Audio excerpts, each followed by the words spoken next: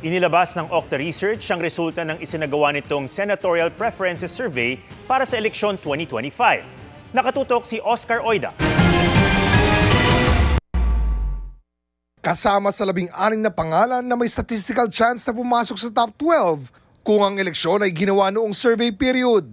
Sina Congressman Erwin Tulfo, mamamahayag na si Ben Tulfo, Senador Bongo, dating Senate President Tito Soto, mga kasalukuyang senador na sina Pia Cayetano, Bong Revilla Jr., Bato de la Rosa at Francis Tolentino, dating Senador Panfilo Lacson, dating Pangulong Rodrigo Duterte, dating Senador Manny Pacquiao, Senadora Amy Marcos, Senador Lito Lapid, DILG Secretary Ben-Hur Abalos, dating Manila Mayor Isko Moreno at Makati Mayor Abby Binay.